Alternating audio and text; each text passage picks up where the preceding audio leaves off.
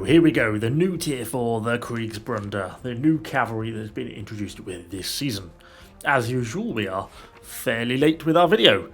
Actually, the new tier 5, the Spy handlers, have literally just been released today, so I thought I really better try and hurry up and get this thing out. So anyway, Kriegsbrunde, kind of an interesting cavalry unit. Not really radical or particularly game-changing, but actually they can be reasonably decent, and they have some nice mechanics to work with. So let's kind of dive into the two abilities they get. They get a shield charge, which is essentially just a cavalry charge. The only benefit is, because they're an active blocking unit, you like a paladin but on a horse, then essentially they don't take much incoming damage. They do block arrows, and they don't really take much damage as they charge in. So it makes them quite effective on the charge. It also means that they don't tend to get interrupted quite so much by muskets or crossbows, things like that. On top of that, they then get this ability called Full Assault.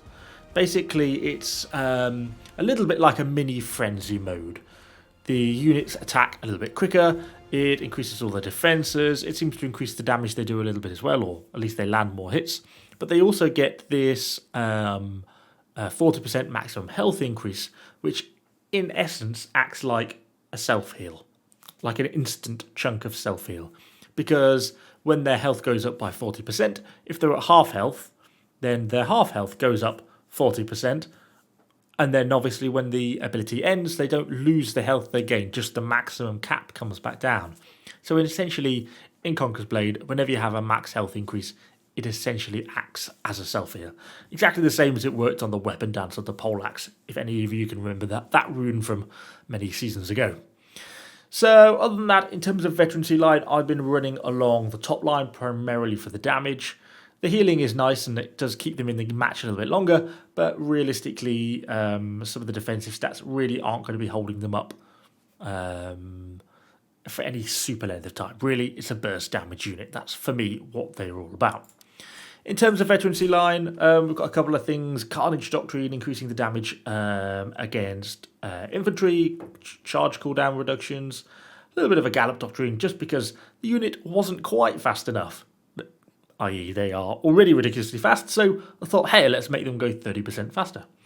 I put a Noble Blood Doctrine on them, mostly because I could, but realistically, whenever they get hit, essentially, so once they're into melee combat, they take any melee damage, it'll convert to bleed damage, 15% damage increase. Pretty nice way to get a 15% damage increase. On top of that, Siege Fighter, and actually their Kriegsbrunde Battle Doctrine, which just reduced the full assault cooldown by 5 seconds, which is pretty nice. So anyway, let's not waffle on about them too long. Hop into some battles and see what we can do with this new cavalry. So we kick things off on Orgolia. Bit of a rough game this one, but to be honest, that sums up most of my cavalry games in this unit. So we've already got the A and the B point, and we're kind of getting a bit hung up on where to go next as a team. So started to push out, I think we might as well make a move. We know we've got enemy cavalry down here, down this corridor, but I decided, screw it, we're just going to go for it. Let's just come around and go straight into the Yanya Dao. I'm kind of hoping to catch them when they hadn't really got a full charge, and actually we got through them pretty well, only taking a few unit losses.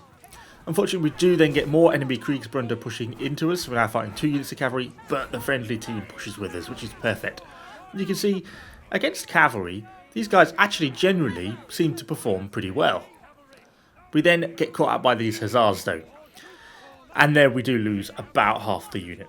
You can see I sort of realised that I was not going to be able to escape that charge, so I tried to push the unit over to the right and forwards, tried to use their speed to essentially get out of the way of the charge before I got hit by that full hussar charge.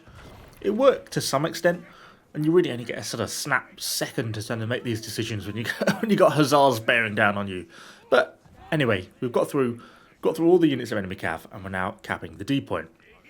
Yeah, I find that generally in cav on cav fights, these units do seem to do pretty well, because they get the shield charge.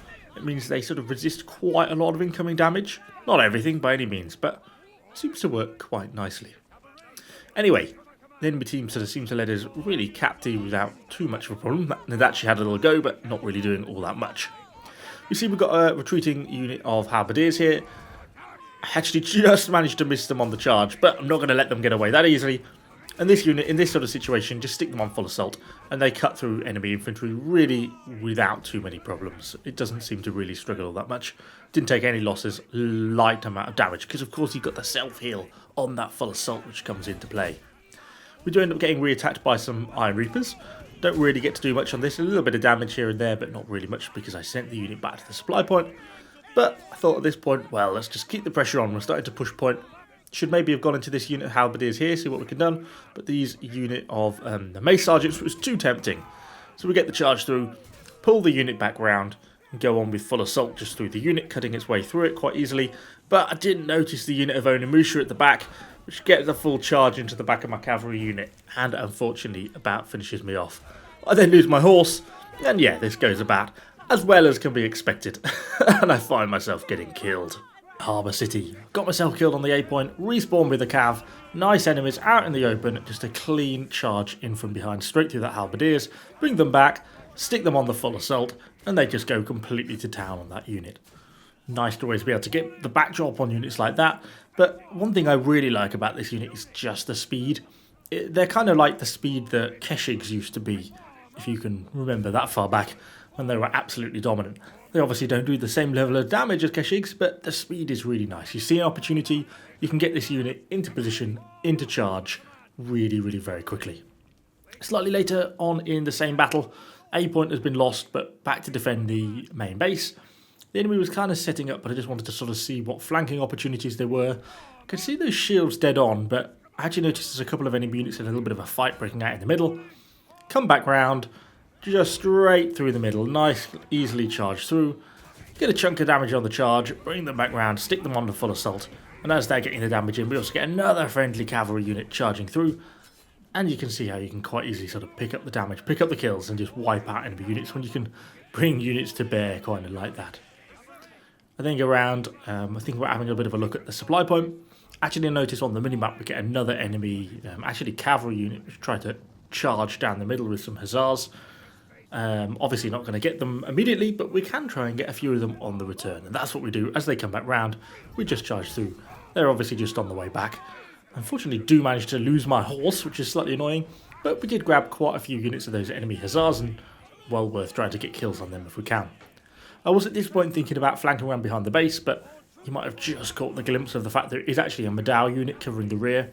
Really top marks to that player on the enemy team. Covering the back like that is such an important thing to do, and does it really well. Stops me from making a flanking play. But the pressure in the base is quite hard, so I feel like, sod it, not a lot of choice here, let's just go for it. Go straight for the charge in. Doesn't really get very effective. A lot of it gets blocked. Some of the unit gets through, and we can put them onto full assault, and they get a few kills and a little bit of damage in there, but realistically it was not a very effective charge, and that really spells the end of the unit in this battle. And really, if all else fails, you can just resort to the good old tactic of just charging your cavalry into a huge blob of enemies. Sounds stupid, but it does often work quite well, particularly with a shield charge. And blob. Because you get the full assault afterwards, once they get in the middle, they get that sort of temporary healing effect. They obviously end up getting overwhelmed and killed, but still, kind of nice how much damage they can actually do sometimes just from a charge in.